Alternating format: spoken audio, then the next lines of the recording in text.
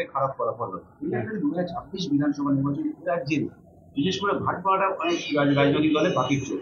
আপনাদের কি চিন্তা ভাবনা রয়েছে? দেখুন, 2026-এর আগে 2025-এ যে বিহারের নির্বাচন হলো, সেই নির্বাচনে যে রেজাল্টটা আসলো, আজকে প্রত্যেকটা বাচ্চারাও বলছে একটাই কথা, যে ভোট চোর, গাদ্দি চোর। যেখানে আপনারা দেখতে পেয়েছেন যে নির্বাচন কমিশন 5 মিনিট 10 মিনিট আগে যেই টোটাল ভোটের পার্সেন্টেজ দিচ্ছে, তার সঙ্গে যেই পরিমাণ ভোট পড়েছে সেটা সাথে সাথে পাল্টে যাচ্ছে।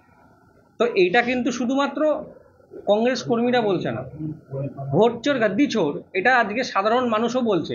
আপনি বিভিন্ন জায়গায় দেখবেন এই যে বিজেপি যেভাবে আজকে জয়লাভ করেছে যে চুরির মাধ্যমে, এটা আজকে প্রমাণিত।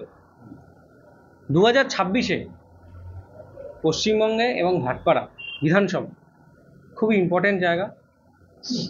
রাজ্য সভাপতি শুভঙ্কর সরকার মহাশয় এবং আমাদের জেলা সভাপতি তাপস মজুমদার মহাশয় তত্ত্বাবধানে ভাটপাড়া কংগ্রেসকে চাঙ্গা করতে, ভাটপাড়া কংগ্রেসকে পুনর্জীবিত করতে আমাদের বাবু, রাজাবাবু এবং আমাদের সকল কর্মীরা যারা আজকে এখানে জমায়েত হয়েছে, আমরা সকলেই আশাবাদী যে আগামী দিন লড়াই খুব ভালোভাবেই হবে এবং আমরা কংগ্রেস, জাতীয় কংগ্রেস আজকে ভাটপাড়া অঞ্চলে, ভাটপাড়া বিধানসভায় আমরা খুব ফলপ্রসূভাবেই থাকব এবং আমরা তৃণমূল হোক, বামফ্রন্ট হোক, বিজেপি হোক, যাই হোক না কেন, সভাপতি শুভঙ্কর সরকার মহাশয়ের নির্দেশে আমরা লড়াই করব এবং আগামী দিন ভালো ফল করব।